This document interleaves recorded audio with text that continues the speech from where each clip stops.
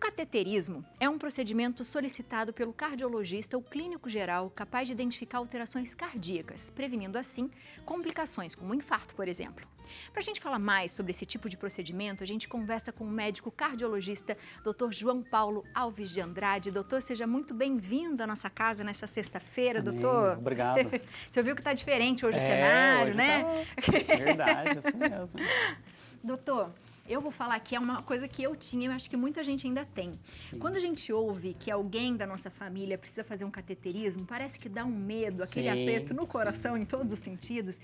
Porque eu não sei se é porque antes parecia algo tão invasivo que às vezes a gente fala assim, meu Deus, será que tá tudo bem? O que é realmente o cateterismo, doutor? O cateterismo, na realidade, ele é um exame realizado por um profissional médico cardiologista. E é um procedimento onde se introduz um catéter para avaliação e eventual tratamento de doenças do coração. Então, há 20, 30 anos atrás, quando se falava cateterismo, realmente assustava muito, né? Porque parecia que era uma cirurgia, doutor. Parecia uma cirurgia, eram poucos centros que se fazia esse tipo de exame. Hoje em dia é um procedimento muito mais efetivo, muito mais tranquilo, que em pequenas cidades hoje já se tem serviços de hemodinâmica, que é o serviço especializado em cateterismo, e as chances de complicação, elas acabaram sendo reduzidas com o passar dos anos, né? As técnicas foram se desenvolvendo, o procedimento se tornou muito mais efetivo, muito mais simples de ser realizado, e ao mesmo tempo esse mito de que o cateterismo é um procedimento de alto risco foi caindo por terra, né? Hoje a gente, graças a Deus, tem uma segurança muito grande, taxa de complicação grave num procedimento desse é menor do que 0,5%, então é muito seguro.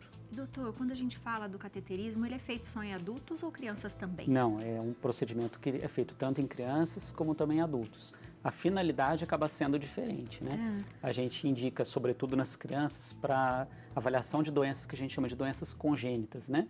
Que é aquela doença em que a criança nasce com um determinado problema no coração, que muitas vezes não é relacionada à artéria do coração.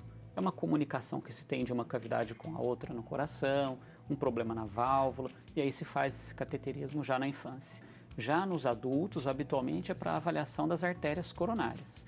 E ele serve tanto para diagnóstico como também para tratamento, né? E daí como que é indicado, doutor? Como que sabe? Eu preciso fazer um cateterismo, por exemplo. O cateterismo a gente coloca como o último degrau da investigação de doença coronária. Então, o paciente que procura uma consulta por uma dor no peito, muitas vezes ele é submetido no exame mais básico, que é o eletrocardiograma. Dali ele vai para exames um pouco mais sofisticados, o teste ergométrico, a cintilografia, até que eventualmente se investiga com mais profundidade através do cateterismo cardíaco. Esse procedimento do cateterismo, como eu disse, ele já é um procedimento hoje feito em pequenos centros e que também serve para tratamento.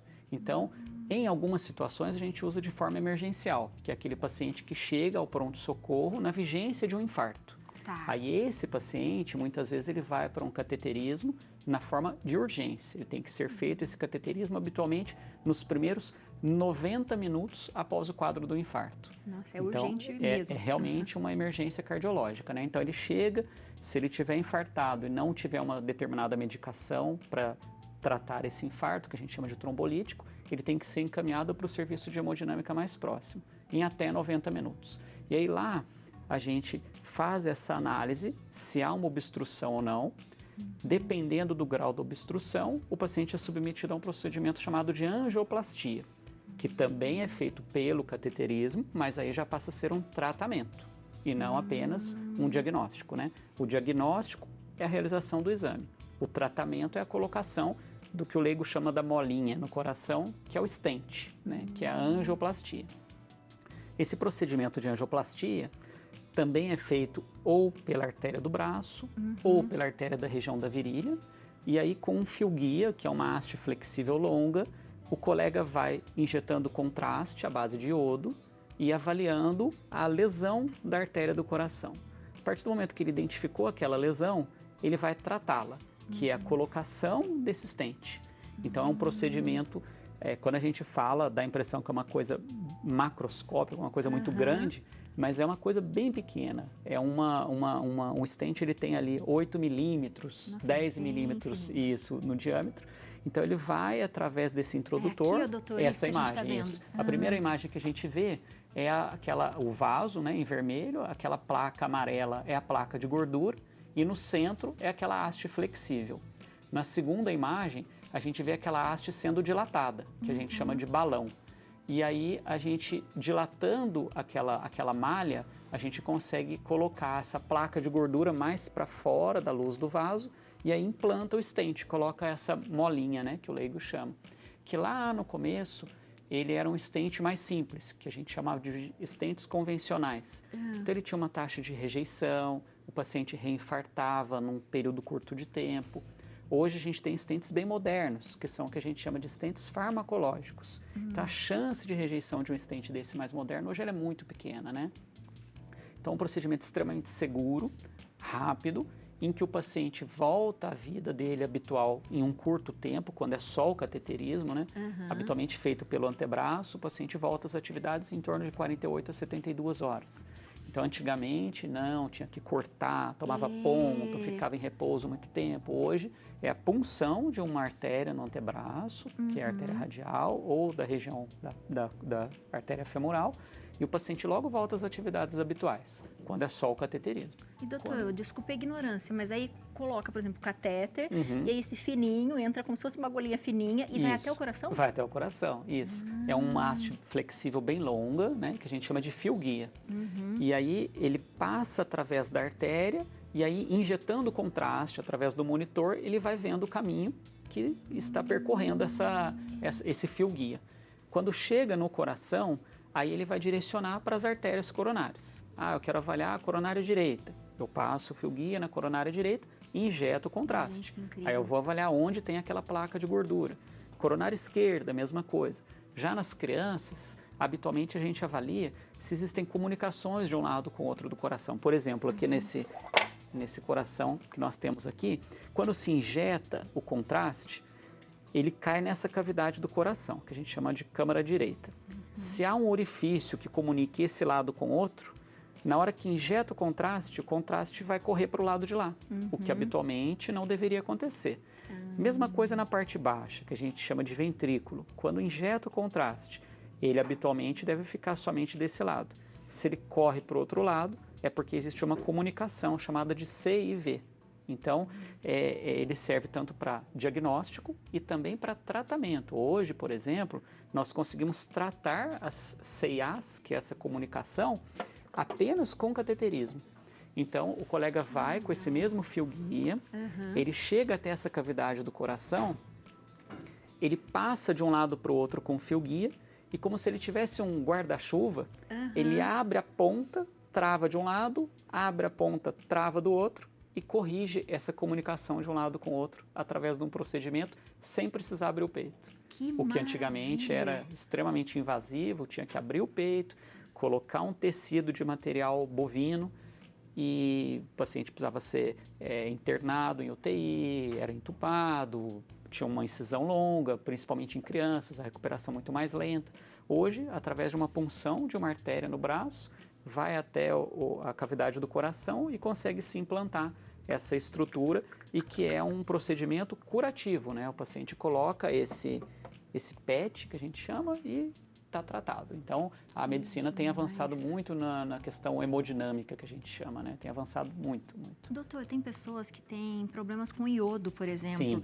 Como é que você consegue identificar? E tem gente que ainda nem sabe se acontece de fazer algum procedimento como Habitualmente, para se fazer o cateterismo, a gente tem um questionário, né? Por exemplo, pacientes que tenham doenças renais, a gente tem um certo receio, porque o iodo ele acaba agredindo um pouco os rins. Pacientes que tomam determinados remédios para diabetes, a gente tem que suspender um período prévio e um período posterior ao exame. O paciente que tem eventualmente uma alergia a camarão, alergia a iodo, tem um preparo específico que pode ser feito para que o exame seja feito com mais segurança. Então, através desse questionário, a gente consegue selecionar o perfil de doente que pode ser submetido ao procedimento e aqueles que tenham um eventual risco aumentado, a gente prepará-los para que seja feito da melhor forma, né? Então, é possível preparar para que ele faça com risco reduzido. Como se fosse um antialérgico, alguma coisa assim? Como se fosse um antialérgico, né? A gente faz esse preparo alguns dias antes e o paciente faz o procedimento com muita segurança. Quanto tempo demora o procedimento, doutor? O exame em si, 10, 15 minutos. É muito rápido. É muito rápido.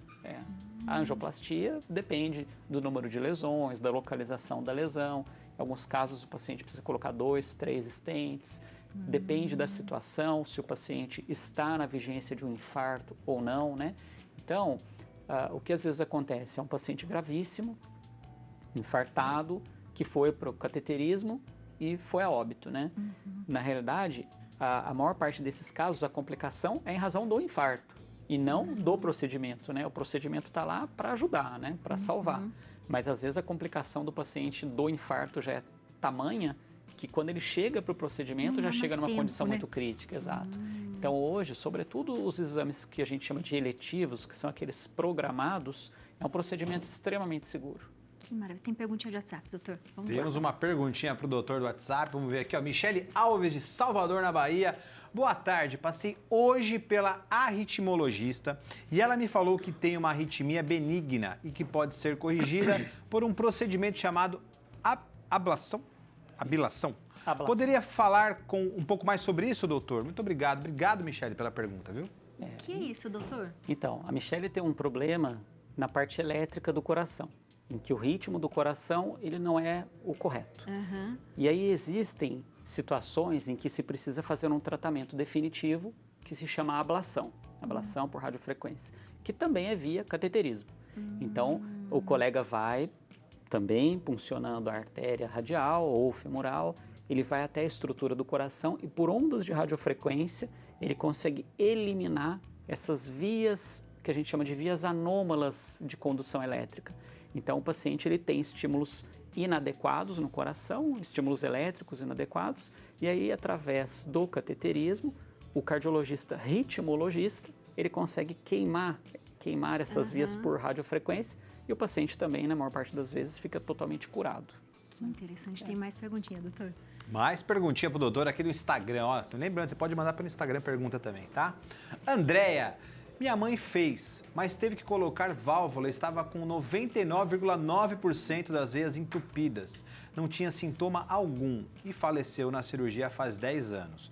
Posso fazer qual exame para ver se minhas veias estão boas? Andréia, de Cataguases, Minas Gerais. Obrigado, Andréia, pela pergunta.